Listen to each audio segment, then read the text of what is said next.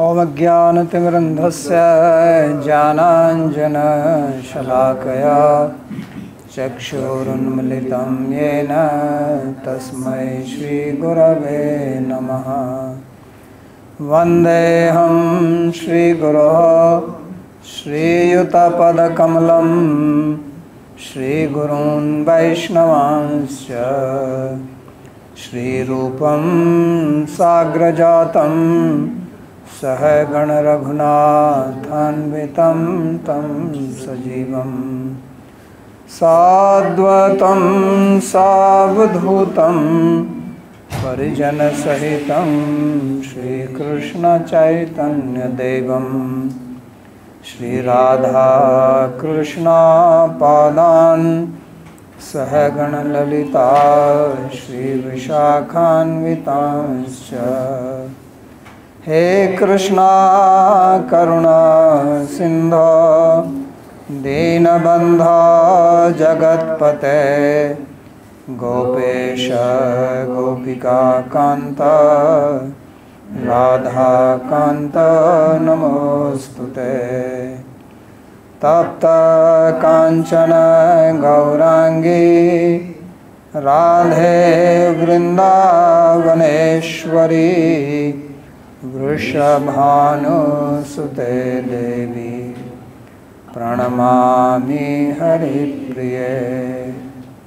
नमो महावदान्याय कृष्ण प्रेम प्रदायिने कृष्णाय कृष्ण चैतन्य नाम्ने गौरत्विषे नमः। पंचतत्वात्मकं कृष्णं भक्तरूपस्वरूपकं भक्तावतारं भक्ताख्यं नमामि भक्तशक्तिकम्। श्री कृष्ण चैतन्य प्रभु नित्यानंदा श्री अद्वैता गदाधर श्रीवासदि गौरभक्तवृंद। हरे कृष्णा कृष्णा कृष्णा हरे हरे हरे राम राम राम हरे हरे। जन्माद्यस्य यतोऽन्वयादितरतश्चार्थसुभिज्ञस्वराट् तेने ब्रह्महृदायादिकवये मुह्यन्ति यत्सूरयः। तेजो वारिमृदां यथा विनिमयो यत्र त्रिसर्गो मृषा धाम्ना स्वेन सदा निरस्तकुहकं सत्यं परं धीमहि। नारायणं नमस्कृत्य नरं चैव नरोत्तमं देवीं सरस्वतीं व्यासं ततो जयमुदीरयेत्। स्वस्ति अस्तु विश्वस्य खलः प्रसीदतां ध्यायन्तु भूतानि शिवं मिथो धिया। मनश्च भद्रं भजतादधोक्षजे आवेश्यतां नो मतिरप्यहेतुकी। आप सभी का स्वागत है श्रीमद् भागवत के सत्र में।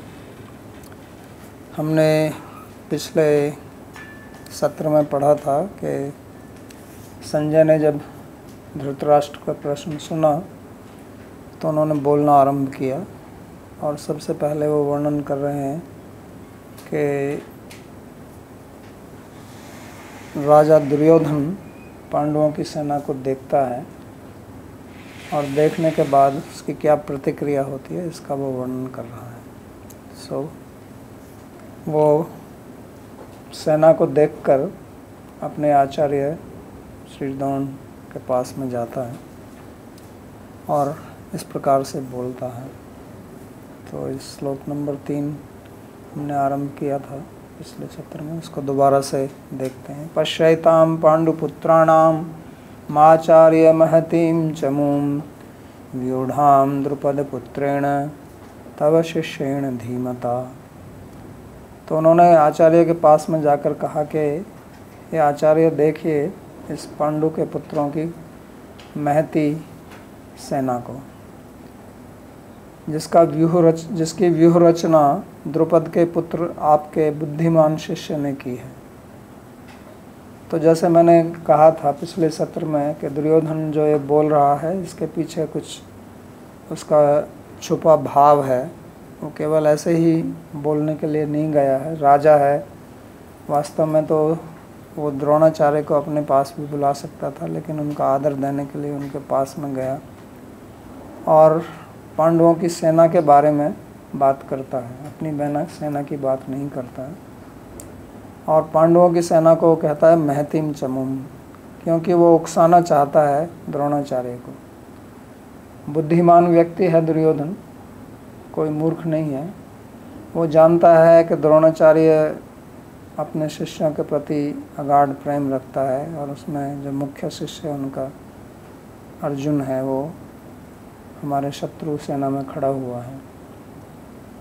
वो ये भी जानता है कि वास्तव में द्रोणाचार्य का इस युद्ध से कोई लेना देना है नहीं, उसका क्या प्रयोजन है। द्रोणाचार्य तो ब्राह्मण है, युद्ध करना उसका कोई धर्म नहीं है। युद्ध करना क्षत्रिय का धर्म होता है, तो द्रोणाचार्य क्यों युद्ध करेगा।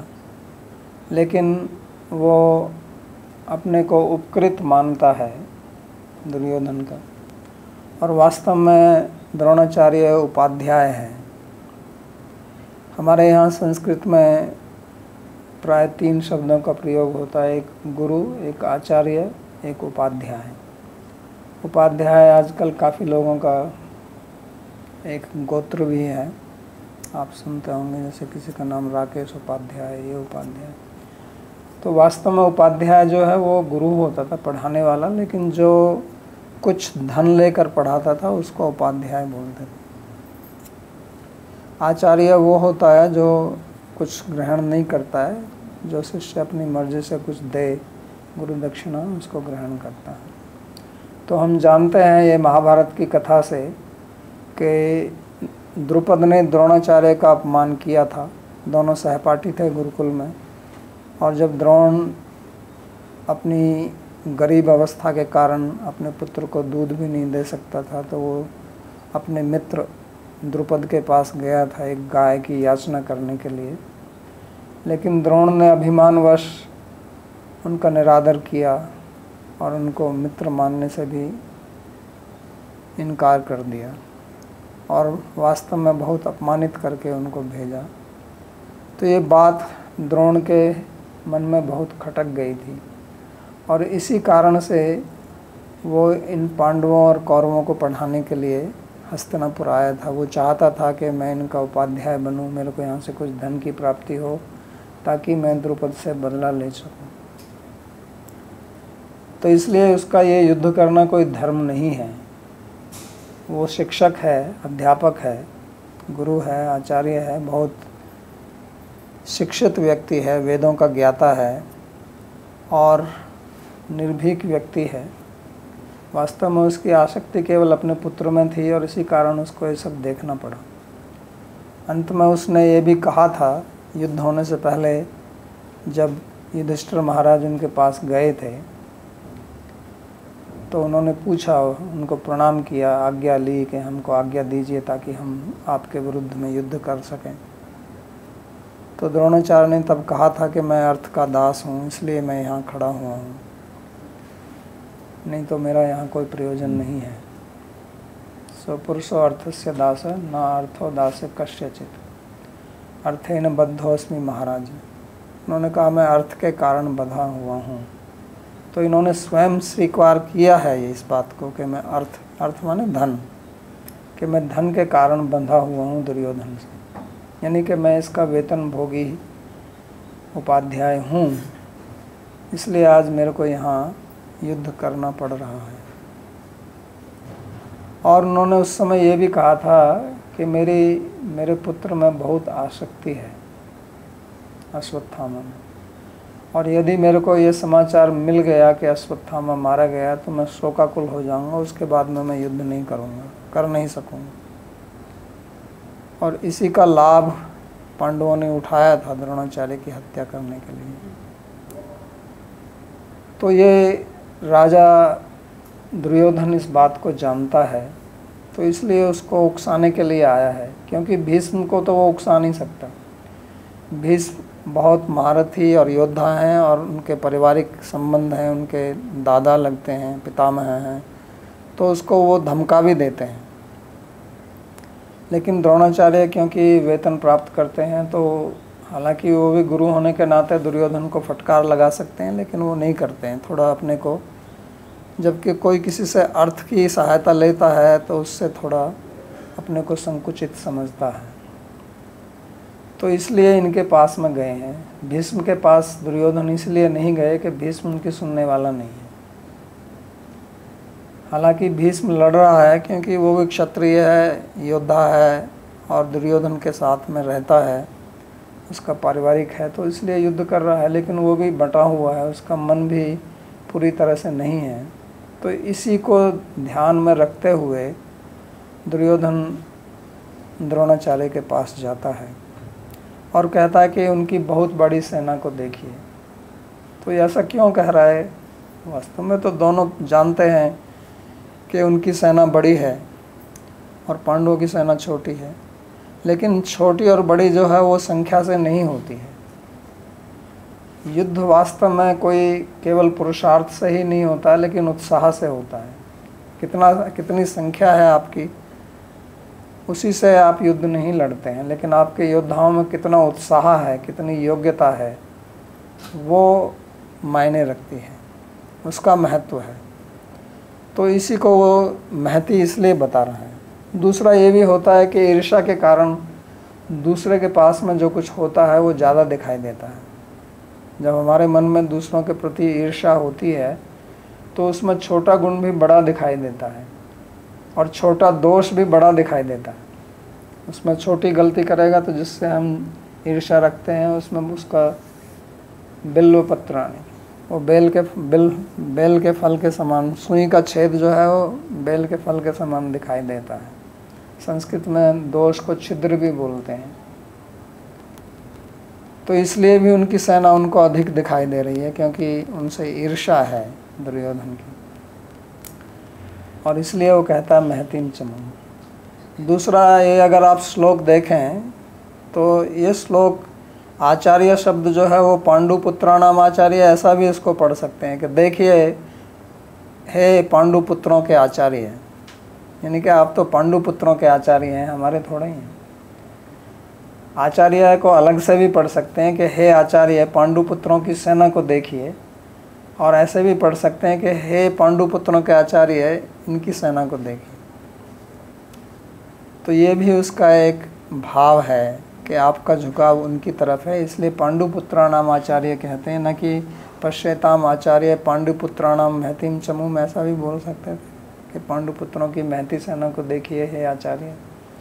लेकिन वो आचार्य शब्द का प्रयोग पांडुपुत्राणाम के बाद में करते हैं, तो संस्कृत के अन्वय के अनुसार ये इसका अर्थ ये भी हो सकता है। और दूसरा जो शब्द वो प्रयोग करता है द्रुपद पुत्र ने, तो जो उनका सेनापति है पांडवों का, उसका नाम धृष्टद्युम्न है। तो धृष्टद्युम्न का नाम सीधा नहीं लेता है, कहता है द्रुपद का पुत्र, क्योंकि द्रुपद के साथ में द्रोण का वैर है। तो उनको ये याद दिलाना चाहता है कि ये आपके वैरी का पुत्र आपके सामने खड़ा है, इसलिए इसको मारो। और उसको और भी उत्साहित उत्तेजित करने के लिए वो कहता है कि धीमता, ये आपका ही शिष्य है और बुद्धिमान है, यानी कि ये शिष्य बुद्धिमान है और आप हैं बुद्धू, क्योंकि आपने इसको पढ़ाया। तो हिंदी में जैसे कहते हैं ना कि गुरु तो चेला तो गुड़ बन गया और गुरु क्या, चेला चीनी बन गया, गुरु गुड़ रह गया, ऐसे कुछ कहते हैं ना। तो आपका चेला जो है वो आपसे आगे निकल गया, क्योंकि वो वहाँ का सेनापति बना हुआ है। और देखो किस प्रकार से उन्होंने इसका व्यूह रचना किया है। और आपने ही इसको शिक्षा दी है। तो ये सब जो है वो परोक्ष रूप से द्रोणाचार्य को उत्तेजित करने के लिए इस प्रकार की शब्दावली का प्रयोग कर रहा है। और यही अर्थ था जो पिछले श्लोक में संजय ने कहा था कि आचार्याम उपसंगम्य राजा वचनम अब्रवीत, के वचन शब्द का वहाँ प्रयोग क्यों किया। राजा अब्रवीत इतने से ही काम चल जाता, राजा ने कहा, लेकिन राजा ने वचन कहा, तो ये समझाने के लिए कि उनके वचन जो है वो नीतिपूर्ण वचन हैं। एक राजनीति जो होती है, डिप्लोमेसी जिसको बोलते हैं, उसको लेकर उससे परिपूर्ण शब्दावली का प्रयोग राजा दुर्योधन इस समय कर रहा है। तो ये ही इस श्लोक का भाव है। अब अगले 3 श्लोकों में 4 से 6, 4, 5 और 6 में वो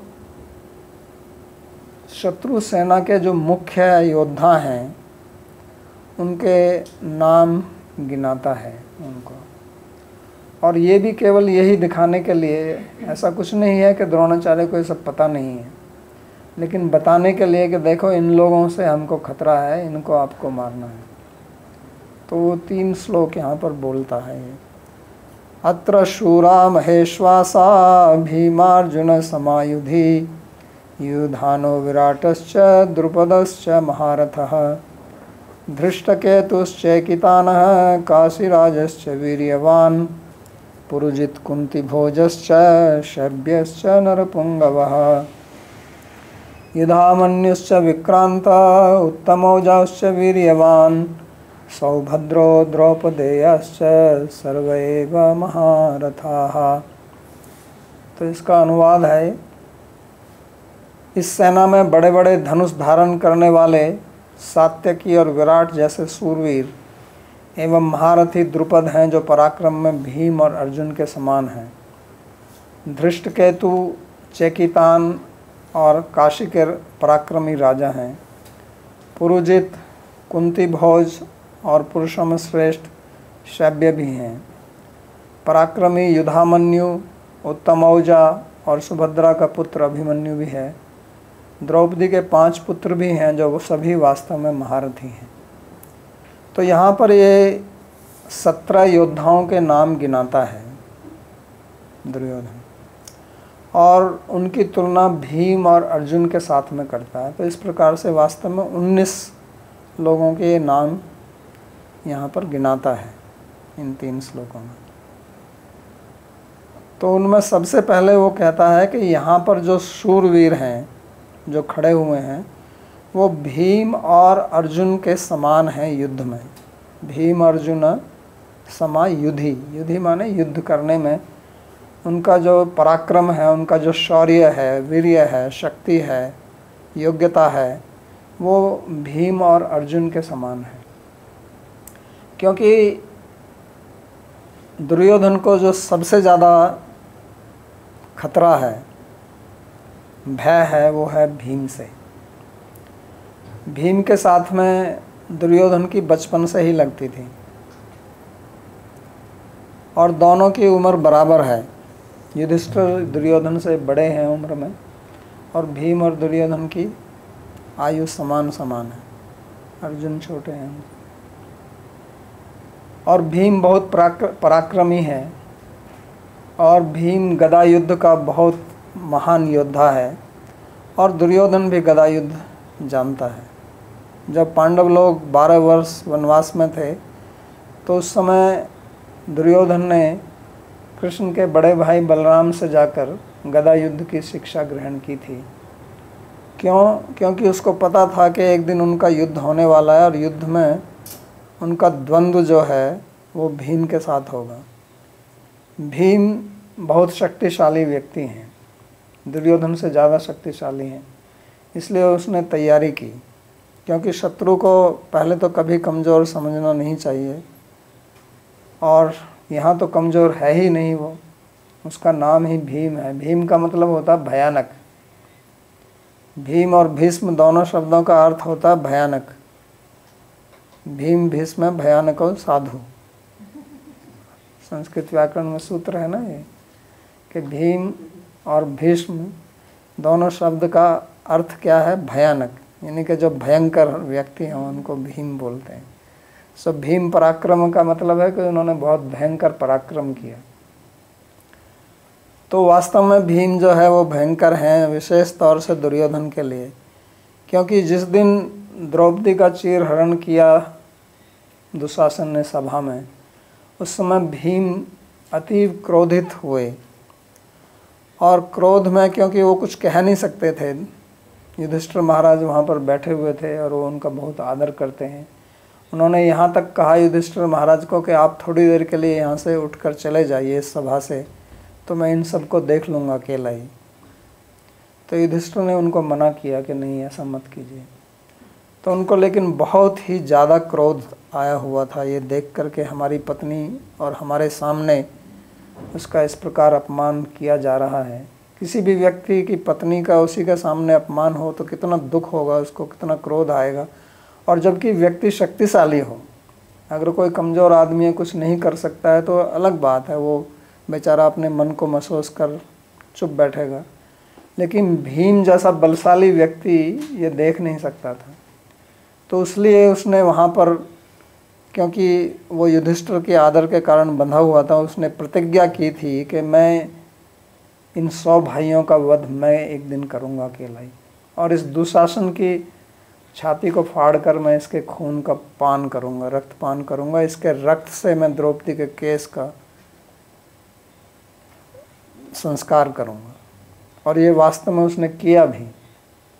तो दुर्योधन को इसका बहुत भय था कि ये भीम एक दिन मेरी, और मैं इस दुर्योधन की जांग को तोड़ूंगा, क्योंकि दुर्योधन ने द्रौपदी को कहा था कि आके मेरी जंघा पर बैठ जाइए, आप तो हमारी दासी हैं। तो एक महारानी के लिए उनके बलशाली पतियों के सामने इस प्रकार के वचन करना एक बहुत नीचता का कार्य था ये एक दुर्योधन का। लेकिन दुर्योधन अपने राजमद में, अपने शक्ति के मद में था, उसने कहा ये सब, और वो जानता था कि युधिष्ठिर कुछ बोलने वाले नहीं है, क्योंकि वो बड़े धार्मिक व्यक्ति हैं। तो वचन जो हैं वो ज़्यादा घातक होते हैं किसी अस्त्र शस्त्र के प्रहार से। ना तथा तप्यते विद्ध पुमान हृदय स्मर्मगे, ऐसा भगवान श्री कृष्ण का शब्द है कि जो वचन रूपी बाण किसी के हृदय में घात करता है, घाव बनाता है, वैसा घाव जो है वो अस्त्र शस्त्र से नहीं बनता है। क्योंकि अस्त्र शस्त्र से जो आप घाव करोगे वो तो शरीर तक ही रहेगा, लेकिन वचन का घाव आपके हृदय को बींधता है। और शरीर का घाव तो कुछ समय बाद भर जाता है, लेकिन ये हृदय का घाव भरता नहीं है।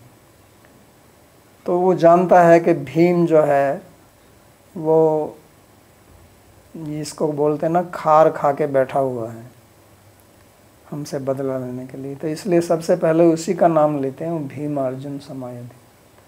और अर्जुन की वीरता तो जगत प्रसिद्ध थी। उन्होंने तो जाके इंद्र तक को सहायता की थी। उन्होंने बहुत तपस्या की थी हिमालय में जाके, और बड़े बड़े देवताओं के अस्त्र प्राप्त किए थे। यहाँ तक कि शिव जी को भी उन्होंने युद्ध में प्रसन्न कर लिया था, और उनसे उनका पाशुपत अस्त्र, जो कि त्रिलोकी का विनाश करने की सामर्थ्य रखता है, उसको प्राप्त किया था। अग्नि से उसको रथ प्राप्त हुआ, घोड़े प्राप्त हुए, तूणीर प्राप्त हुए जो कभी समाप्त नहीं होते थे। वरुण से उसको 100 घोड़े मिले जो कभी थकते नहीं थे। ऐसे अनेक देवताओं से उन्होंने अमानवीय दिव्य अस्त्र शस्त्रों की प्राप्ति की थी। और युद्ध कला में तो वो कुशल था ही। द्रोणाचार्य के श्रेष्ठों में परम श्रेष्ठ माना जाता था, उसके मुकाबला कोई नहीं था। और उसने अपना पराक्रम दिखाया भी हुआ है इन्हीं सब कौरवों को। जब कौरव जो है विराट की गायों को चोरी करने के लिए गए थे मत्स्य देश, जो आज का जयपुर है, इसको पुराने समय में मत्स्य देश बोलते थे। तो उस समय अर्जुन जो है वो एक बृहन्नला, यानी कि जिसको हिजड़ा के रूप में रहते थे, और केवल नाच गान सिखाते थे राजा विराट की पुत्री को। तो कहानी तो लंबी है, लेकिन उस समय उन्होंने आकर युद्ध किया इन कौरवों से, और अकेले ने ही सबको हराकर भगाया और गायों को छुड़ा लिया था। उस समय भीष्म, द्रोण, कर्ण, दुशासन, दुर्योधन सब उपस्थित थे वहाँ पे, लेकिन किसी की नहीं चली थी अर्जुन के सामने। और ऐसा नहीं था कि अर्जुन के सामने कोई फौज थी, वो तो अकेला ही गया था, लेकिन अकेले ने ही उन सबको हराया था। तो ये बात कोई ज़्यादा पुरानी नहीं है, ये तो उनके अज्ञातवास के अंत में हुई थी। ये जो युद्ध होने वाला है इससे शायद 2 महीने पहले हुई होगी या 1.5-2 महीने, ज़्यादा पुरानी बात नहीं है। तो वो इसको भी जानता है। महाभारत में ये लिखा हुआ है कि दुर्योधन को अर्जुन से इतना डर था कि जब वो किसी व्यक्ति का नाम सुनता था, अगर उसका नाम आ से आरंभ होता था तो घबरा जाता था। जैसे रावण के बारे में कहा जाता है कि रावण जब किसी का नाम सुनता था जिसका नाम रा से चालू होता था तो उसका हृदय कांपने लगता था। तो ऐसे दुर्योधन की स्थिति थी। तो इसलिए वो यहाँ कहता है कि अत्र शूरा महेश्वासा। महेश्वासा का मतलब है कि इनके बहुत बड़े बड़े धनुष हैं। ईश्वासा बोलते हैं धनुष को। तो पहले योद्धाओं के धनुष से भी जाना जाता था कि ये कितना बड़ा योद्धा है। सबके धनुष जो हैं वो एक लंबाई के नहीं होते थे। जो बड़े बड़े योद्धा होते हैं उनके धनुष भी बड़े बड़े होते थे। इसलिए तो सीता के इस स्वयंवर में ये कहा था ना कि इस धनुष को शिव जी को कोई तोड़ेगा तो अनेक लोग तो उसको उठा ही नहीं सके थे। तोड़ने की तो बात ही अलग थी। बड़े बड़े महारथी आए और उस धनुष को इतना भारी था वो, क्योंकि शिव जी का धनुष था वो। तो महेश्वासा का कहने का मतलब है कि ये इनकी वीरत्व को दर्शाता है कि ये बहुत बड़े वीर हैं, बड़े बड़े इनके धनुष हैं। तो उसके बाद में फिर वो नाम लेता और वो कहता कि ये जितने भी नाम मैं ले रहा हूँ ये सब भीम और अर्जुन के बराबर पराक्रमी हैं। तो इससे पता लगता है कि पांडवों की सेना को उसने क्यों कहा महतीम चमूम, बड़ी सेना। तो बड़ी जो है वो संख्या में बड़ी नहीं है, पराक्रम में बड़ी है। और वास्तव में उसका कारण यही है कि ये लोग जो लड़ेंगे ये अपना पूरा मन बुद्धि लगाकर लड़ेंगे। दुर्योधन की तरफ जो लड़ने वाले हैं वो उस प्रकार से लड़ने वाले हैं ही नहीं। द्रोणाचार्य ब्राह्मण है, कृपाचार्य ब्राह्मण है, अश्वत्थामा ब्राह्मण है। उनका ये धर्म ही नहीं है लड़ना। वास्तव में वो अपने धर्म से पतित होकर लड़ रहे हैं। क्यों? क्योंकि ब्राह्मण को कभी भी अपने ब्राह्मण धर्म से नीचे का काम नहीं करना चाहिए। केवल कोई आपत्ति आए तभी वो कर सकता है, उसको आपद धर्म बोलते हैं, इमरजेंसी सिचुएशन। तो उनके लिए तो कोई इमरजेंसी है नहीं, ऐसी कोई आपद धर्म तो है नहीं। तो वास्तव में वो 3 जो हैं अपने जो उनका स्वाभाविक धर्म है उसको त्याग कर एक पतित स्थिति में आकर युद्ध कर रहे हैं। क्योंकि ये दुर्योधन अपनी तरफ के 7 लोगों को गिनाएगा, 7 में से 3 तो ब्राह्मण ही हैं। तो वो क्यों अपना मन लगा के इस प्रकार से लड़ेंगे। और ये भीम, अर्जुन इत्यादि जितने भी हैं सब बदला लेंगे और उनका वास्तव में हक भी बनता है लड़ना, क्योंकि अपना वो राज्य वापस चाहते हैं। तो सबसे पहला नाम जो वो लेता है वो है युयुधान। तो युयुधान जो है ये उनका जो ज़्यादा प्रसिद्ध नाम है वो है सात्यकी। तो ये भगवान के पारिवारिक हैं और ये अर्जुन के शिष्य हैं। और सात्यकी जो हैं वो पराक्रम में अर्जुन के ही समान हैं, भगवान कृष्ण के पारिवारिक हैं और इनको कोई मार नहीं सकता। तो इसलिए सबसे पहला नाम जो है वो युयुधान, क्योंकि वो अपने गुरु की प्रतिष्ठा के लिए अपना पूरा दम लगा के लड़ेंगे। दूसरा विराट। विराट तो आप जानते ही हैं। तो इनकी गायों को चोरी की थी, इनके यहाँ पांडव रहे थे और फिर विराट की पुत्री उत्तरा का संबंध, उत्तरा का विवाह जो है वो अर्जुन के पुत्र उससे हुआ, अभिमन्यु से, जिससे परीक्षित का जन्म हुआ। फिर द्रुपद हैं। तो द्रुपद तो द्रौपदी के पिता हैं और उनकी पुत्री का इतना अपमान किया, तो वो भी लड़ने के लिए इसलिए आए। और द्रुपद बहुत बड़े महारथी हैं, कोई छोटे योद्धा नहीं है। जब कौरव और पांडवों की शिक्षा पूर्ण हुई, उस समय जब उन्होंने कहा कि हम आपको क्या गुरु दक्षिणा दे सकते हैं, तो उन्होंने यही गुरु दक्षिणा मांगी थी कि आप द्रुपद को जीवित बंदी बनाकर मेरे सामने लाइए। तो दुर्योधन द्रोणाचार्य को प्रसन्न करना चाहता था, इसलिए सबसे पहले दुर्योधन अपने भाइयों के साथ गया और उसने जाकर द्रुपद को ललकारा, लेकिन द्रुपद ने सबको हराकर भगा दिया था। बाद में फिर अर्जुन गया और अकेला ही वो लड़ा और उसको जीवित पकड़ कर लाया। तो ये कोई छोटे मोटे योद्धा नहीं है, इसलिए उनको कहा द्रुपदश्च महारथ है, महारथी हैं। फिर धृष्टकेतु जो है वो शिशुपाल के पुत्र हैं।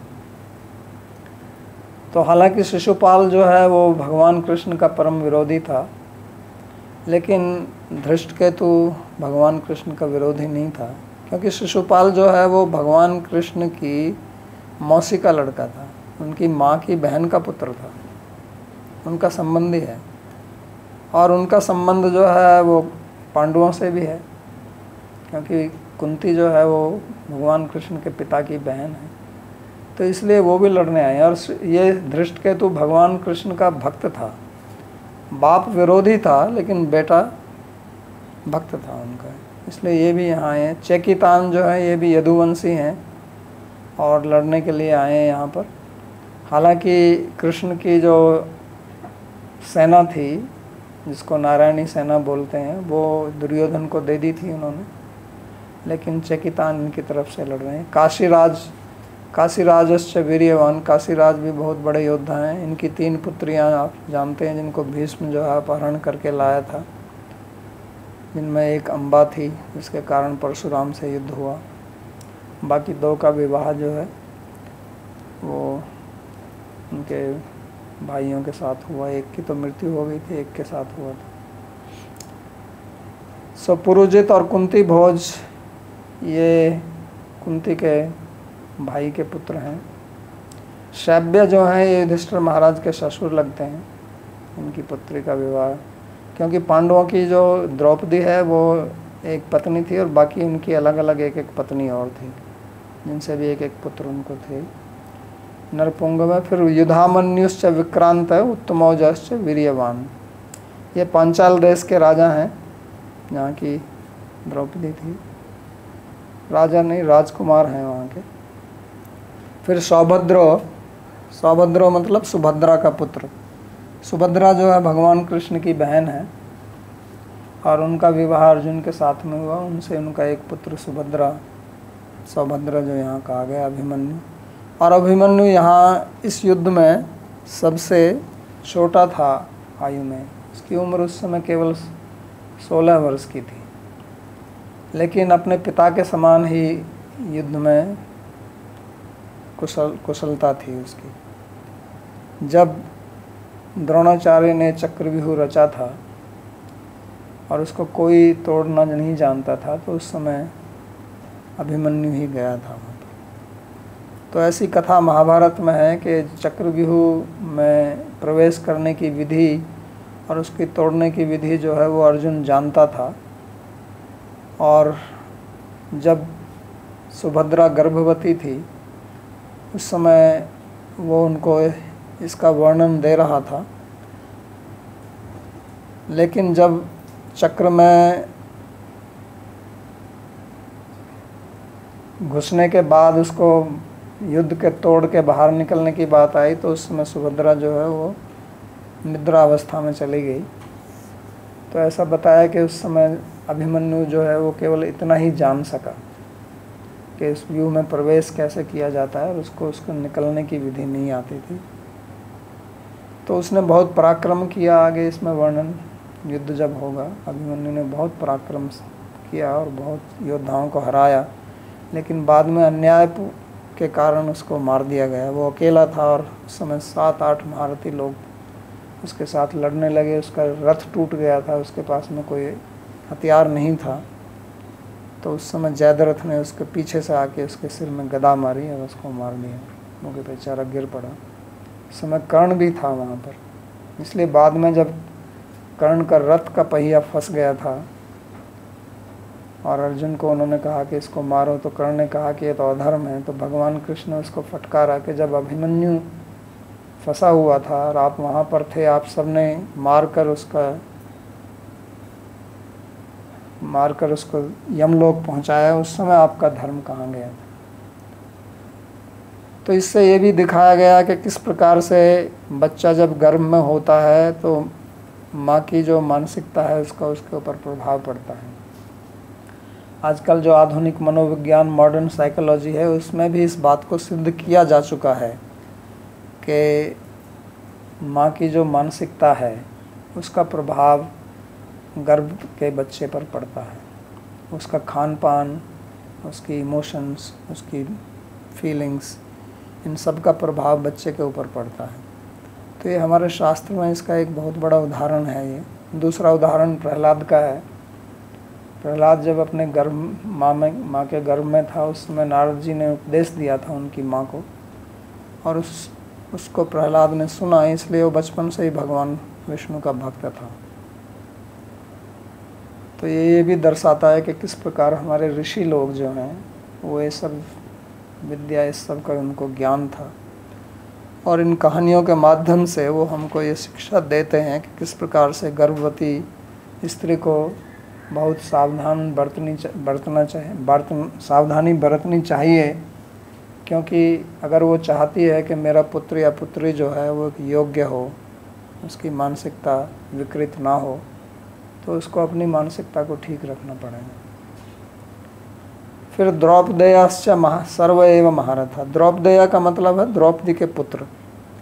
तो द्रौपदी के 5 पुत्र थे जो 5 पांडवों से पैदा हुए थे, श्रुतसेन, श्रुतकर्मा इत्यादि। तो वो भी सब महारथी थे, पांडवों के पुत्र थे। तो इस प्रकार से इन्होंने 17 नाम यहाँ पर गिनाए हैं, और साथ में उनकी तुलना जो है वो भीम और अर्जुन से की है। और इसमें भूरिश्रवा भी तो आना चाहिए कहीं।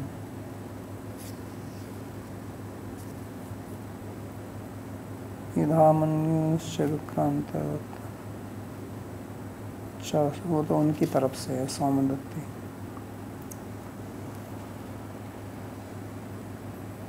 तो फिर वो बोलते हैं अपना, अब ये उनका वर्णन करने के बाद में फिर अपनी सेना के वीरों का वर्णन वो करते हैं। तो श्लोक नंबर 7 में कहते हैं, अस्माकं तु विशिष्टा ये तान निबोध द्विजोत्तम नायकामं सैन्यस्य संज्ञार्थम तान ब्रवीमिते।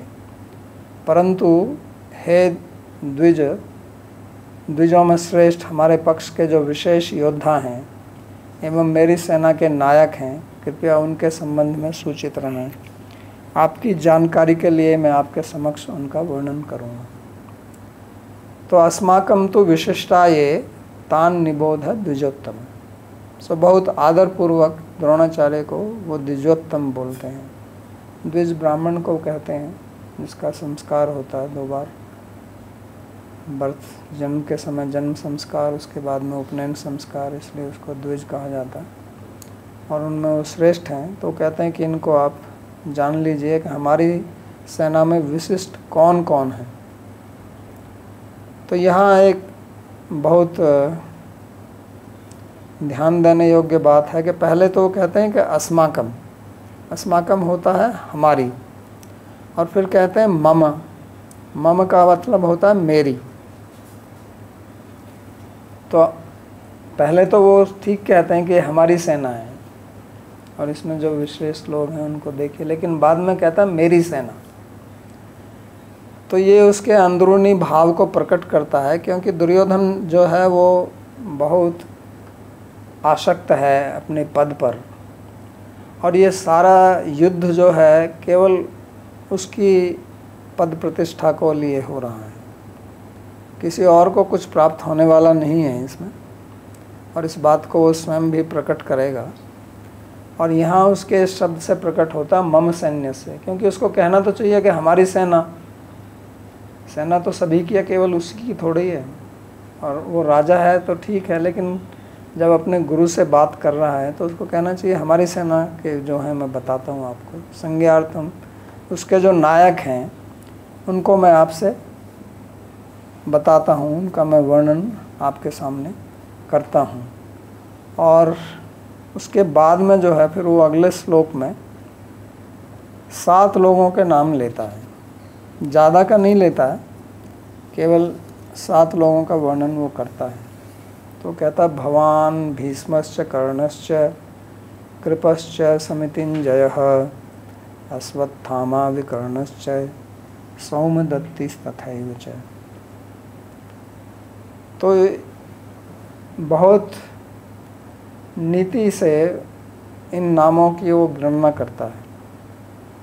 सबसे पहले वो कहता है भवान, भवान माने आप। तो द्रोणाचार्य को 1 नंबर पर रखता है, और रखना भी चाहिए, ठीक भी है, उनके गुरु हैं, योद्धा हैं, ब्राह्मण होने के नाते हैं। लेकिन भीष्म भी हैं साथ में, जो वयोवृद्ध हैं, द्रोणाचार्य से बड़े हैं, और द्रोणाचार्य को उन्होंने ही रखा हुआ था सिखाने के लिए। भीष्म ने ही नियुक्ति की थी इनकी शिक्षा देने के लिए, पांडवों की और कौरवों की।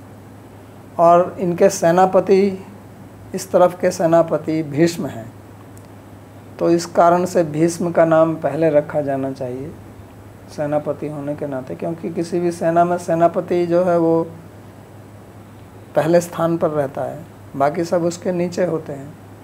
सेनापति ही सेना में मुख्य होता है, उस समय राजा को भी सेनापति की बात माननी पड़ती है, नहीं तो वो सेनापति किस बात का है। तो जो नीति, जो व्यवस्था, जो आदेश सेनापति देगा वो सबको मानना पड़ेगा, राजा को भी मानना पड़ेगा। राजा अपनी सलाह दे सकता है, उसको माने ना माने ये सेनापति के ऊपर निर्भर करता है। लेकिन यहाँ भीष्म को नंबर 2 पर रखा उन्होंने, क्योंकि वो जानते हैं कि तो भीष्म तो जो लड़ेगा उसको मैं उकसा नहीं सकता हूँ। वो अच्छी तरह से जानते हैं इस बात को कि भीष्म जो हैं वो बहुत हठी व्यक्ति भी हैं। आप समझ सकते हैं कि कितने वो हठी हैं कि उन्होंने एक प्रतिज्ञा की थी कि मैं कभी शादी नहीं करूँगा, कभी राज्य पर नहीं बैठूँगा, और उसको पूरा पालन किया। तो इससे पता लगता है कि उनकी मानसिक स्थिति कितनी दृढ़ है। जो निर्णय कर लेते हैं उससे फिर वो हटते नहीं हैं।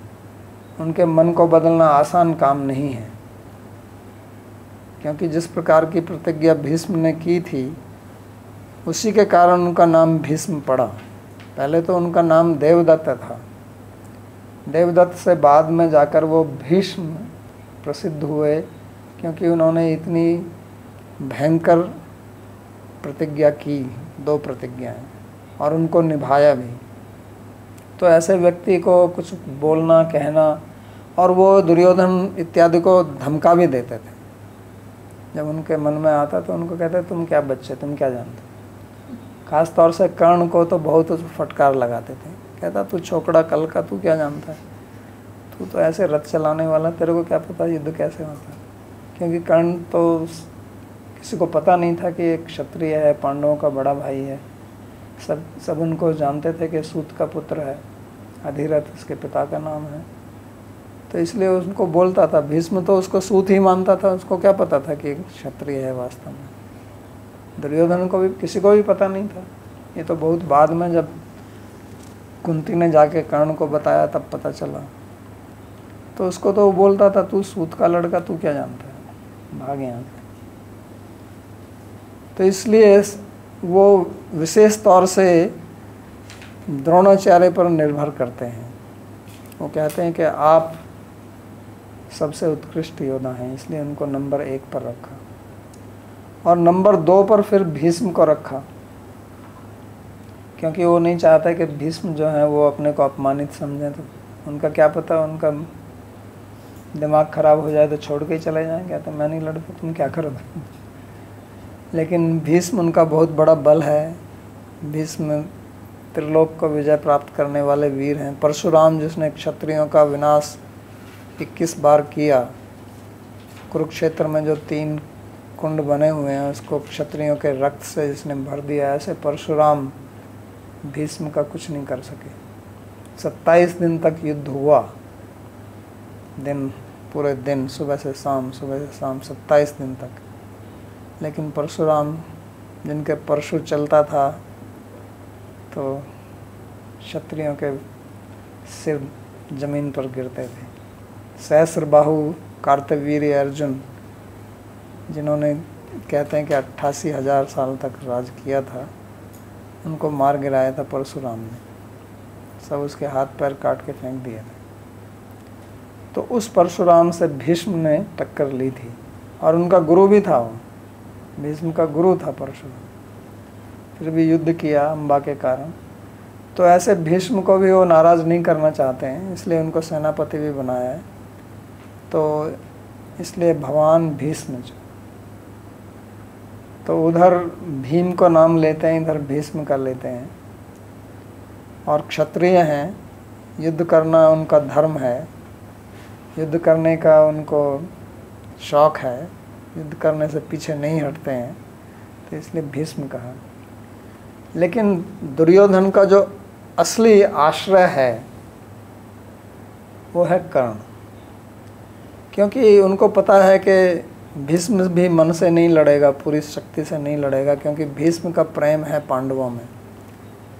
द्रोणाचार्य, उसका प्रेम अर्जुन में बहुत ज़्यादा है, उसका सर्वश्रेष्ठ है। उसको आशीर्वाद दिया था उन्होंने कि आपसे बड़ा योद्धा कोई नहीं होगा। इसलिए तो एकलव्य का अंगूठा मांगा था उन्होंने, कि वो नहीं चाहते थे कि अर्जुन से बड़ा मेरा कोई शिष्य हो। तो इसलिए द्रोणाचार्य अर्जुन को तो नहीं मारेगा। भीष्म ने ये वरदान दे दिया था कि मैं पांडवों को नहीं मारूंगा, मैं बाकी सबको मारूंगा लेकिन पांडवों को नहीं मारूंगा।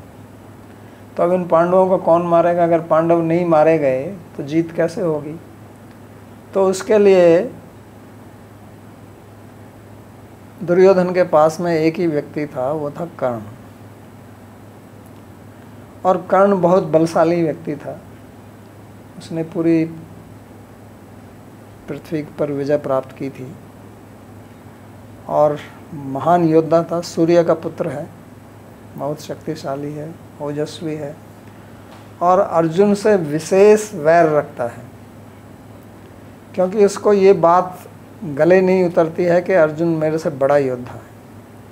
अर्जुन से भयंकर ईर्ष्या रखता है, इसलिए अर्जुन को मारना वो चाहता है। इसके मन में एक ही है कि इस अर्जुन को मैं मारूंगा। और कर्ण, दुर्योधन को ऐसा ही व्यक्ति चाहिए, इसलिए कर्ण को हमेशा उसने सहायता की, उसको अंग देश का राजा भी बना दिया इसी कारण से। तो इसलिए तीसरा नंबर पे वो कर्ण का नाम रखता है। हालांकि तीसरे नंबर पर नाम कृपाचार्य का रखना चाहिए, क्योंकि द्रोणाचार्य के आने से पहले कृपाचार्य जो है उनके आचार्य थे, इनके कुल गुरु हैं कृपाचार्य, कौरवों के, इनकी परंपरा से पढ़ाए हैं और द्रोणाचार्य के साले भी लगते हैं कृपाचार्य। तो इसलिए भी तुरंत उनका नाम लेते हैं, क्योंकि वो नहीं चाहते कि द्रोणाचार्य कहें कि ये कृपाचार्य को क्यों नाम नहीं ले रहा है। वो भी योद्धा हैं। द्रोणाचार्य से पहले आने से पहले कृपाचार्य ही उनको युद्ध कला सिखा रहे थे, फिर द्रोण आए, तो वो भी उनके गुरु हैं, आचार्य हैं और कुल गुरु हैं। तो इसलिए अगला नाम जो है वो कृपाचार्य कर लेते हैं और उनको बोलते हैं समितिन जय, मतलब ये युद्ध में विजय रहने वाले हैं सब। और कृपाचार्य को ये भी वरदान है कि वो चिरंजीवी हैं। कृपाचार्य, अश्वत्थामा और कृतवर्मा, ये तीन ही व्यक्ति थे जो दुर्योधन की तरफ से जीवित रहे थे। पांडवों की तरफ से 7 व्यक्ति बचे थे इस युद्ध में, 5 पांडव, भगवान कृष्ण और सात्यकी, ये युधान, बाकी सब मारे गए थे। और कौरवों की तरफ से केवल 3 बचे थे, एक कृपाचार्य, अश्वत्थामा और कृतवर्मा। कृतवर्मा जो है वो नारायणी सेना जो आई थी भगवान की, उसके नायक थे वो। तो कृपाचार्य को भी कोई मार नहीं सकता था, इसलिए उनका नाम लेते हैं। उसके बाद में द्रोणाचार्य के पुत्र का नाम लेते हैं। तो देखो वो सब चाहते हैं कि अगर मैं द्रोणाचार्य के पुत्र का नाम नहीं लूँगा तो फिर वो नाराज़ हो सकते हैं, क्योंकि पुत्र में बड़ी आसक्ति है। लेकिन पुत्र से पहले उनके मामा हैं कृपाचार्य, उनका नाम लेते हैं। तो फिर बोलते हैं अश्वत्थामा। तो अश्वत्थामा भी बहुत बड़ा योद्धा था, ब्रह्मास्त्र जानता था चलाना, और अंत तक जीवित रहा। इसी ने ही अंतिम दिन में इसी ने द्रौपदी के 5 पुत्रों का सोते समय निधन किया। उनके सर काटकर दुर्योधन के सामने भेंट रूप में दिए, तो उसका नाम लेता है। और अश्वत्थामा भी दुर्योधन का मित्र था, उसका सहपाठी भी था, सब एक साथ पढ़े थे, ये समसामयिक बराबर की उम्र के थे। जो अगला नाम वो लेता है वो है विकर्ण का। विकर्ण जो है वो दुर्योधन के भाई हैं, लेकिन कोई इतने बड़े योद्धा नहीं हैं। दुशासन बहुत बड़े योद्धा हैं इनसे। दुशासन का नाम नहीं ले रहे यहाँ पे। विकर्ण का नाम क्यों लेते हैं? विकर्ण का नाम इसलिए लेते हैं कि जब द्यूत सभा में द्रौपदी का अपमान किया और द्रौपदी ने यह प्रश्न पूछा उस समय सभा में, धृतराष्ट्र से पूछा और भीष्म से पूछा, और जब उन्होंने जवाब नहीं दिया तो उन्होंने सभा में पूछा इस बात को कि क्या युधिष्ठिर को ये अधिकार था कि वो मेरे को द्यूत के दांव पर लगा सकें। क्योंकि युधिष्ठिर ने द्रौपदी को दांव पर लगाने से पहले अपने आप को दांव पर लगाया था, फिर अपने भाइयों को दांव पर लगाया था, और वो सब कुछ हार गए थे। तो वो तो पहले ही हार चुका था। तो जब वो हार चुका था तो क्या उसका अधिकार था द्रौपदी को दांव पर लगाने का? ये बहुत ही गूढ़ प्रश्न है धर्म की दृष्टि से। तो उस समय भीष्म और धृतराष्ट्र दोनों ने कोई उत्तर नहीं दिया और कोई कुछ नहीं बोला, क्योंकि दुर्योधन से डरते थे सब। लेकिन विकर्ण ही एक ऐसा व्यक्ति था जो खड़ा हुआ और उन्होंने बहुत स्पष्ट शब्दों में कहा कि ये बहुत बड़ा अन्याय हो रहा है और ऐसा नहीं होना चाहिए, और द्रौपदी का इस प्रकार जो अपमान किया जा रहा है ये घोर अधर्म का कार्य है। तो उस समय कर्ण ने उसको डांट दिया था कि चल तू कहीं का आया, तू क्या जानता, कल का बच्चा है, इतने बड़े बड़े लोग बैठे हुए हैं और वो कुछ नहीं बोल रहे हैं और तू अपनी यहाँ पे धर्म की प्रवचन दे रहा है। तो इसको पता था कि विकर्ण कहीं ऐसा ना हो कि छोड़ के उधर चला जाए, तो इसलिए उसका नाम लेता है। हालांकि विकर्ण का कहीं नाम ऐसे महारथियों में नहीं आता है। तो इसलिए पहले कहा था कि ये बहुत नीति के अनुसार वचन बोलेगा। और जो अंतिम नाम है वो सोमदत्ती है। सोमदत्ती मतलब सोमदत्त का पुत्र, और सोमदत्त जो है वो बाहलिक के पुत्र हैं। बाहलिक जो हैं वो भीष्म के जो पिता शांतनु है उसके बड़े भाई थे। तो भीष्म के पिताजी शांतनु, शांतनु के बड़े भाई बाहलिक, बाहलिक का पुत्र सोमदत्त। तो सोमदत्त का पुत्र सोमदत्ती, भूरिश्रवा प्रसिद्ध नाम है, यानी कि वो भीष्म के भतीजे लगते हैं। और वास्तव में इनके कुल में जो है मतलब इनके चाचा लगे दुर्योधन वगैरह के, तो बड़े यही हैं, क्योंकि भीष्म ने तो शादी किया नहीं, ना राज सिंहासन पर बैठेंगे, वो उन्होंने प्रतिज्ञा किया। तो ये सोमदत्ती जो हैं भूरिश्रवा, और ये बहुत बड़े योद्धा हैं ये भी। इनकी भी एक कथा है जो वसुदेव से जुड़ी हुई है। वसुदेव आप जानते हैं, उनकी शादी जो है वो देवकी से हुई थी। लेकिन इनका जो पिता है भूरिश्रवा का, सोमदत्त, वो देवकी से शादी करना चाहता था। शिनी था वसुदेव का मित्र, यदुवंशी, वो चाहता था कि देव की शादी जो है वसुदेव से हो। तो उसने जो है सोमदत्त को चैलेंज किया कि तू करना पहले मेरे से चैलेंज कर। तो उनका दोनों का आपस में मल्ल युद्ध हुआ, रेसलिंग मैच। और रेसलिंग मैच में सिनी ने सोमदत्त को हराया और हरा के उसकी छाती पर लात मारी कि भाग यहाँ से, आया शादी करने के लिए। तो उसके बाद में देवकी की शादी वसुदेव से हुई। तो सोमदत्त ने बहुत अपमानित अपने को महसूस किया। वास्तव में होता ही है, क्षत्रिय अपमान सहन नहीं कर सकता। तो उसने फिर जाके जो है शिव जी की पूजा की, तपस्या की। और जब शिव जी प्रकट हुए तो उन्होंने कहा कि मेरे को पुत्र चाहिए, ऐसा पुत्र जो इस सिनी के पुत्र को मार दे। इसके बाप ने उस समय जो था, ये सिनी का पुत्र जो है, ये सात्यकी जो युयुधान है, ये सिनी का पुत्र है, कि इसके छाती में लात मारे और बदला लें।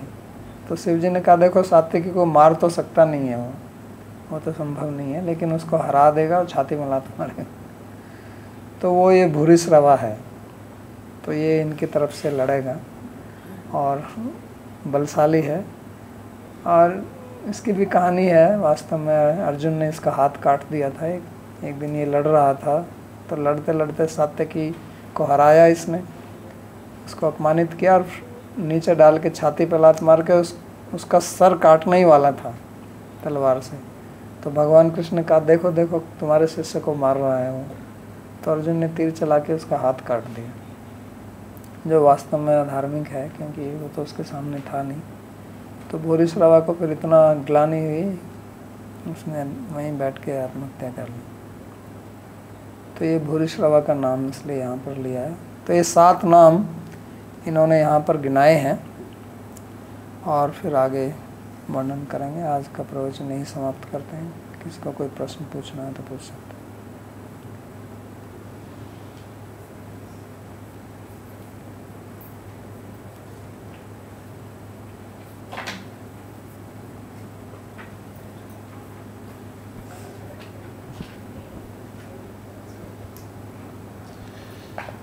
बाबा जी, नवद्वीप जी पूछ रहे हैं, क्लास के लिए बहुत धन्यवाद बाबा जी। हमने सुना था कि युद्ध से पहले बहुत बातचीत हुई थी और युद्ध को नहीं रोक सके क्योंकि दुर्योधन नहीं मान रहा था। और हमने ये भी सुना है कि द्रौपदी बीच में बोली थी संधान से पहले कैसे उनका अपमान हुआ था। और श्रीमद् भागवत में भी ये आता है कि कृष्ण सारे क्षत्रियों को मार देंगे और उनको बीवियों को विधवा कर देंगे। और कृष्ण बोले कि शांति का जगह नहीं देंगे। बाहर से कृष्ण ये बोल रहे थे, दुर्योधन को मनाना चाहते थे, पर अंदर से दुर्योधन नहीं मान रहे थे। तो मेरा प्रश्न है कि शांति के लिए जो प्रयत्न कर रहे थे उसमें सिंसियरिटी नहीं थी, क्योंकि कृष्ण बोले कि वो संधान नहीं करेंगे। तो इसमें 2 हैं। पहली बात तो भगवान कृष्ण गए थे संधि करने के लिए और उन्होंने पूरा प्रयास किया था। ऐसा नहीं है कि उन्होंने प्रयास नहीं किया। उन्होंने तो यहाँ तक भी कहा कि ये दुर्योधन जो है यही जड़ है इस सारी समस्या की, यही जिसको बोलते हैं ना हत्या की जड़ यही है। इसको आप कारागार में डाल दीजिए तो आपके परिवार का विनाश नहीं होगा। तो ऐसा नहीं कह सकते कि वो सिंसियर नहीं थे, लेकिन वो माने नहीं और वो जानते थे कि मानने वाले नहीं हैं। तो उसको जानते हुए उन्होंने ऐसा कहा था। दूसरी दृष्टि है कि भगवान तो इस पृथ्वी का भार हरण करने के लिए आए थे, उनका तो ये प्रयोजन ही था। तो वो ये एक साथ उन्होंने इसलिए कराया और उनको सबका यहाँ पे हनन हुआ पांडवों के हाथों से और सबको मोक्ष की प्राप्ति भी हुई। यही भागवत में वर्णन है कि जिन लोगों ने वहाँ भगवान को देखा और उनकी हत्या हुई, सबकी मोक्ष प्राप्त हुआ।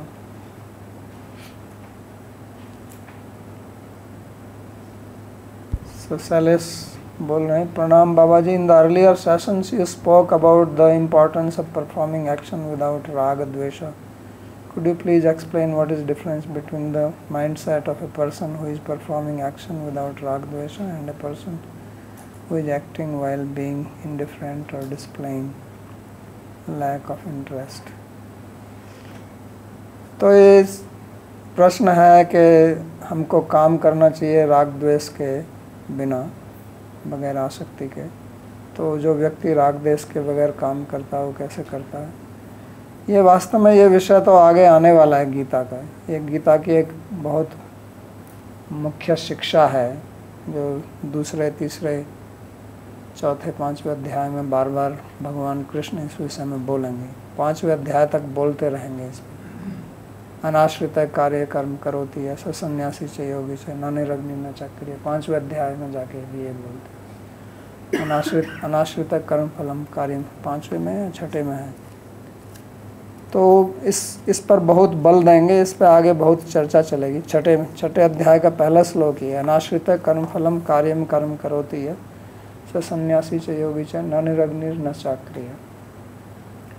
तो इसको समझना थोड़ा कठिन है और उसका मुख्य कारण ये है कि हम जो भी काम करते हैं वो हम अपने कर्म फल में आसक्ति के कारण करते हैं. प्रयोजनम बिना मंदोपि न प्रवर्तते, ये बहुत प्रसिद्ध कहावत है संस्कृत में कि बिना किसी फल प्राप्ति की इच्छा से कोई मूर्ख आदमी भी कुछ नहीं करता है. हम जो भी कुछ करते हैं, यदत करोति जंतु तत्तत् कामस्य चेष्टितम, ये भी दूसरा मनुस्मृति का वाक्य है, प्रसिद्ध वाक्य कि व्यक्ति जो भी कुछ करता है वो अपनी कामना पूर्ति के लिए करता है. और इसी का यही कारण है, बंधन का यही कारण है सारे दुखों का. तो यहाँ ये जो शिक्षा दी जाएगी, ये योग जो जिसको भगवान ने योग कहा है, समत्वम योग, सिद्ध्य सिद्ध्य समोर भूत्वा समत्वम योग उच्यते, कि चाहे आपको ये प्राप्त हो या ना प्राप्त हो, उसमें जो सम रहता है उसी को योग कहते हैं. जिसको अर्जुन ने फिर कहा था कि ये तो बहुत कठिन मैं समझता हूँ, जो ये समता वाला योग, जो योयम योगस्त्वया प्रोक्त साम्य ने मधुसूदन एतस्याहं न पश्यामि चंचलत्वात् स्थितिं पराम. दैट क्योंकि मन हमारा चंचल है, इस कारण से बहुत कठिन काम लगता है, उसको समझना भी कठिन लगता है. जब तक आपका मन जो है वो साम्य स्थिति में नहीं आएगा तो ये बड़ा मुश्किल लगता है, कैसे कैसे हो सकता है. तो एक ऐसी स्थिति आती है योग में जब आदमी का मन जो है वो समता की स्थिति में आ जाता है और वो कार्य करता है. और ऐसा नहीं कि वो कार्य करता है और वो इसमें उसका कुछ इच्छा नहीं है कि ऐसा होना चाहिए, वो चाहता है. अर्जुन जब युद्ध करेगा तो ये इसलिए नहीं कर रहा है कि मेरे को जीत नहीं करनी, वो जीत के लिए कर रहा है. लेकिन अगर वो हार जाए तो उसका मतलब ये नहीं कि वो डिप्रेशन में चला जाएगा, और जीत जाए तो इतनी खुशी हो कि वो दूसरी समस्या खड़ी हो जाती है. तो जैसे कोई इसकी जीत, आजकल कोई मैच वैच खेलते हैं, मैंने देखा है उदाहरण यूरोप में जब ये फुटबॉल चलती है, सॉकर फुटबॉल बोलते हैं वहाँ पे उसको, तो कोई जीत जाता है. एक बार जर्मनी में था, जर्मनी जीत गई. मेरा प्रवचन था, शाम को मैं आ रहा था कहीं से, पूरी सड़क भरी हुई लोगों की, नाच रहे हैं, कूद रहे हैं, बियर पी रहे हैं, कार के हॉर्न बजा रहे हैं. वी वन हम जीत गए. तो क्या है, तो एक फुटबॉल का मैच है और लोग तो टेलीविज़न तक तोड़ देते हैं जब उनकी टीम हार जाती है. यहाँ भारत में पाकिस्तान का जब होता है उसमें इतनी दुश्मनी हो जाती है, लड़ाई मारपीट हो जाती है. तो ये है, ये ऐसा इस कारण होता है क्योंकि हमारा राग और द्वेष रहता है उसमें. तो राग द्वेष के बगैर जब काम करता है तो पूरी समता से काम करेगा, वास्तव में वो अच्छी लड़ाई लड़ेगा, क्योंकि उसका मन जो है वो फल से विचलित नहीं होगा. इसके ऊपर तो एक बहुत बड़ी पुस्तक लिखी है एक ऑथर ने, उसका नाम बड़ा विचित्र सा है, मिहिलाशवी और समथिंग. उस पुस्तक का नाम है फ्लो. तो उसने 25 साल तक जो है उसने अनुसंधान किया, रिसर्च किया, और तब इस नतीजे पर आया जो भगवत गीता के एक श्लोक में लिखा हुआ है. उसने बहुत बड़े बड़े जो स्पोर्ट्समैन हैं, खिलाड़ी हैं, संगीतज्ञ हैं, आर्टिस्ट हैं, उनका उन्होंने साक्षात्कार किया, इंटरव्यू लिया, उनसे पूछा कि आप जब अपनी सबसे बढ़िया परफॉर्मेंस देते हैं तो आपकी मानसिक स्थिति क्या होती है। तो मैंने तो एक किताब 25 साल पहले शायद पढ़ी थी। उस समय मेरे को याद है एक बहुत बड़ा जो खिलाड़ी स्पोर्ट्समैन था, उसने कहा कि जब मैं शायद बास्केटबॉल का खिलाड़ी था, वो अमेरिका का, उसने कहा था कि जब मैं खेल रहा होता हूँ तो मेरे को कुछ नहीं होता है, लोग क्लैपिंग कर रहे हैं, जो क्या बोलते हैं उनको जो चीयर लीडर क्या कर रहे हैं, लोग वो हो हल्ला मचा रहे हैं, हुटिंग कर रहे हैं, कहता है मेरे को कुछ सुनाई नहीं देता है, मेरा फोकस केवल बॉल पर रहता है और कुछ मेरे को दिखाई नहीं देता है। उस समय मेरे मन में और कोई विचार नहीं आता है। तो वास्तव में वो एक प्रकार की समता की स्थिति, समाधि की स्थिति में चले जाते हैं। उनका इतना कंसंट्रेशन होता है, ध्यान एकत्रित होता है, इतना आवेश होता है कि और कोई विचार नहीं आता है। ऐसे एक बहुत बड़े क्रिकेट के खिलाड़ी जो है, क्रिकेट का मैच चल रहा था, ये भी बहुत पहले, शायद मैं कॉलेज में था तब कमेंट्री सुन रहा था, तो वो जो कमेंटेटर था वो भी पहले खिलाड़ी रह चुका था। तो वो बता रहा था एक खिलाड़ी जो उस समय खेल रहा था और उसने सेंचुरी मार दी थी, तो वो कह रहा था कि इस समय ये जब खेल रहा है इसको ये जो क्रिकेट की बॉल है फुटबॉल जितनी दिखाई दे रही होगी। वो खुद बता रहा था, कहता है कि जब आप उस फॉर्म में आ जाते हो और उस कंसंट्रेशन की स्थिति में चले जाते हो तो छोटी बॉल बड़ी दिखाई देती है, इसलिए उसको हिट जहाँ भी करोगे वो लगेगा ही। तो ये बड़ी आश्चर्य की चीज़ है, मेरे को अभी तक याद है उसके शब्द वो बोलना। तो ये ऐसी स्थिति होती है मन की, उस समय ये ध्यान नहीं रहता है कि मेरे को जीतना है, मेरे को ये करना है, वो लोग क्या कहेंगे वह कहें, केवल उसको वो खेलता है। तो ये राग द्वेष से ऊपर उठ के कार्य किया जाता है। और कोई प्रश्न? हरि बोल। Bhagavat. बोलो। Bhagavati has a question. It is not a dharmic that Dronacharya cut the finger of his disciple to avoid that he was better than Arjuna. धर्मा, ये जो एकलव्य का उन्होंने अंगूठा काटा, क्या है धार्मिक नहीं है। धर्म जो है ये बहुत कठिन चीज़ है समझना। हम धर्म को जो समझते हैं वो केवल ऐसे समझते हैं कोई नियम है कि ऐसा करो, ये मत करो, ये हो जाएगा, वो हो जाएगा, इसी को धर्म मानते हैं। जैसे सड़क पे जाओ, बाईं तरफ चलो तो धर्म है, दाईं तरफ चलो तो नहीं है, एक नियम के रूप में। लेकिन धर्म जो है बहुत गहना है। गीता में भगवान कहेंगे गहना कर्मणि गति, किम कर्म किम कर्मो वा कव्योप्यत्र मोहिता तत्ते कर्म प्रवक्ष्यामि गहना कर्मणा गति। तो कर्म की जो गति है, कर्म और धर्म एक ही बात है। कर्म कहो धर्म कहो एक ही अर्थ है उसका। इसको समझना इतना आसान नहीं है और आम आदमी के मन में इसलिए ये प्रश्न उठते रहते हैं इस प्रकार के कि राम ने शंभुक का वध क्यों किया, इसने अंगूठा, ये बहुत प्रसिद्ध प्रश्न किए जाते हैं भारत में विशेष तौर से। और उनके पीछे समझने की दृष्टि कम होती है, निंदा करने की भाव ज़्यादा रहता है। तो धर्म जो धर्मस्य तत्वम निहितम गुहायाम महाजनो ये न गतस्य पंथा, धर्म का तत्व जो है उसको समझना बहुत ही कठिन है। तो उसके लिए काफ़ी कुछ आपको समझना पड़ेगा, उसने ऐसा क्यों किया। देखने में तो ऐसा ही लगता है कि उसने कहा, वो तो उसका शिष्य है, उससे कहता है कि मेरे को गुरु दक्षिणा देनी है तो गुरु दक्षिणा दीजिए। एकलव्य ने कभी नहीं सोचा अपने मन में कि द्रोणाचार्य ने अधर्म किया, उसने कभी नहीं सोचा। अगर वो अधर्म था तो सबसे पहले तो वही सोचता और वही कहता, वो अपने गुरु के विरुद्ध में चला जाता।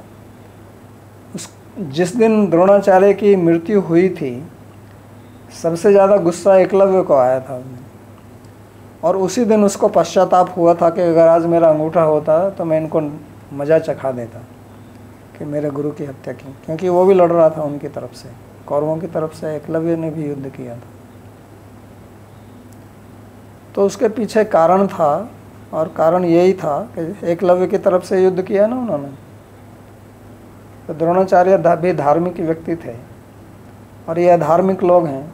अब वैसे तो ये प्रश्न किया जाएगा कि दुर्योधन की तरफ से कि लड़ क्यों रहे हैं, तो ये भी एक नीति है। ये सब चाहते थे कि दुर्योधन का विनाश हो और पांडवों की जीत हो, इसलिए उसके साथ में खड़े हुए हैं। और वो जानते थे कि एकलव्य इधर से लड़ेगा और इधर से लड़ेगा तो पांडवों की हानि होगी, इसलिए उसका अंगूठा ले लिया पहले से। तो अगर आप जानते हैं कि पांडव लोग जो हैं वो धार्मिक व्यक्ति हैं, उनकी जीत होनी चाहिए, तो उसके लिए युद्ध में तो ये किया जाता है। युद्ध में तो गला काटा जाता है, अंगूठा काटना कौन सी बड़ी बात है।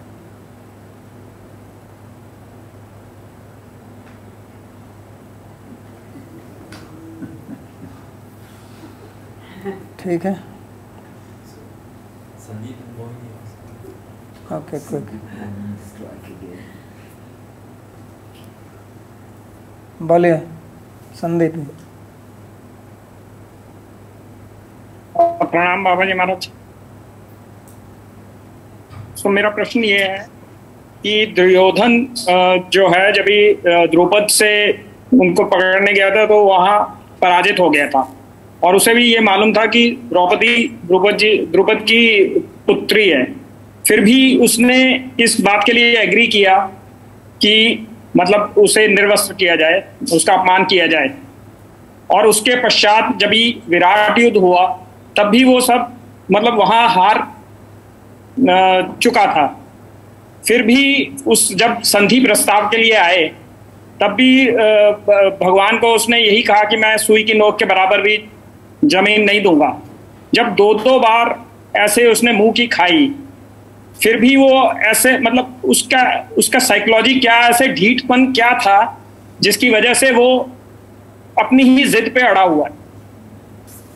तो जिद तो उसकी वही है कि वो नहीं देना चाहता है। इसी को आसुरी प्रवृत्ति बोलते हैं। और क्या होता है आसुरी प्रवृत्ति, और क्या होती है? इसको भगवान ने गीता में तो दिखाया है, क्योंकि बोलता है कि को अस्ति सदृशो मया, मेरे जैसा कौन है, मैं ये कर दूंगा, मैं वो कर दूंगा। अहंकार तो यही होता है, आदमी अहंकार के बस गलत काम करता है। कोई बड़ी बात नहीं है, तो रोज़मर्रा के देखने में आता है। आप देखते नहीं कि आप यहाँ जिनकी कोई औकात नहीं है वो सब बोलते रहते हैं, जो बार बार हार जाते हैं इलेक्शन में भी या कहीं और जगह भी, फिर भी वो खड़े होके आते हैं। जिनका कोई सत्ता नहीं, कुछ नहीं, वो भी अपना रौब दिखाते रहते हैं, क्योंकि आजकल तो डेमोक्रेसी किसी को कुछ भी कह दो। तो ये सब अहंकार से होता है। दूसरा प्रश्न ये था कि गुरु और आचार्य में क्या डिफरेंस हुआ? मतलब उपाध्याय तो समझ आया, लेकिन गुरु और आचार्य में क्या डिफरेंस? कोई अंतर नहीं। गुरु एक कॉमन शब्द है, वो सबके लिए प्रयोग किया जाता है। आचार्य तो मैंने पिछले क्लास में बताया था, जो शास्त्रों का सिखाता है, अपना आचरण करता है और दूसरे शिष्य से करवाता है, उसको आचार्य बोलते हैं। मोहिनी। धन्यवाद। प्रणाम बाबा जी। हाँ, मेरा ये प्रश्न है कि ये श्लोक 4 से 6 में दुर्योधन भीम और अर्जुन का नाम लेता है, और ये इसमें कोई गुप्त डिप्लोमेसी है कि वो युधिष्ठिर और नकुल और सहदेव का नाम नहीं लेता है? तो ये तो मैंने पहले ही बोल दिया कि पांडवों में सबसे बड़ा योद्धा कौन है, युधिष्ठिर है कि भीम है? भीम और अर्जुन दो ही तो लड़ने वाले हैं इसलिए उनका नाम लेता है। नकुल सहदेव तो फिलोसफर आदमी है। ऐसा नहीं है कि वो लड़ना नहीं जानते हैं, क्षत्रिय नहीं है, वो भी हैं, लेकिन मुख्य जो योद्धा हैं, और अगर महाभारत पढ़ो, जो लड़ाई होती है उसमें देखना, तो सब जो कौशल, युद्ध का कौशल दिखाया वो तो इन्हीं दो व्यक्तियों ने दिखाया। पांडवों की जो जीत हुई है वो तो मुख्यतः भीम और अर्जुन के कारण हुई है, ना कि नकुल सहदेव और युधिष्ठिर के कारण। इसलिए डर तो इन्हीं दोनों से है ना उनको, इसलिए उनका नाम लेता है। ठीक है, अभी हम प्रार्थना के श्लोक बोलते हैं।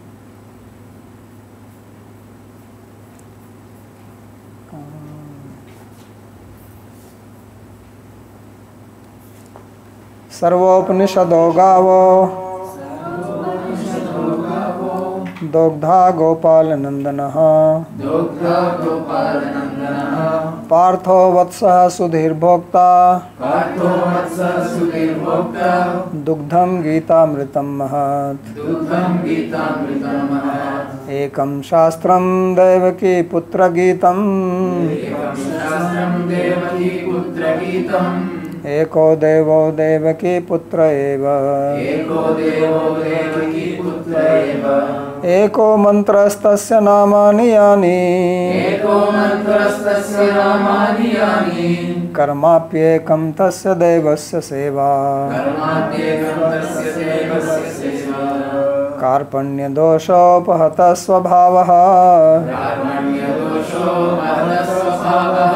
पृच्छामि त्वां धर्म सम्मूढचेतः यच्छ्रेयः स्यान्निश्चितं ब्रूहि तन्मे शिष्यस्तेऽहं शाधि मां त्वां प्रपन्नम् यत्र योगेश्वरः कृष्णो यत्र पार्थो धनुर्धरः तत्र श्रीर्विजयो भूतिर् ध्रुवा नीतिर्मतिर्मम कृष्णाय वासुदेवाय देवकी नंदनाय च नंदगोपकुमाराय गोविंदाय नमो नमः नमः पंकजनाभाय नमः पंकजमालिने नमः पंकजनेत्राय नमस्ते पंकजंघ्रये भवे भवे यथा भक्तिः पादयोस्तव जायते तथा कुरुष्व देवेश नाथस्त्वं नो यतः प्रभो नाम संकीर्तनं यस्य सर्वपाप प्रणाशनम् प्रणामो दुःखशमनस्तं नमामि हरिं परम् हरि ओम तत्सत्।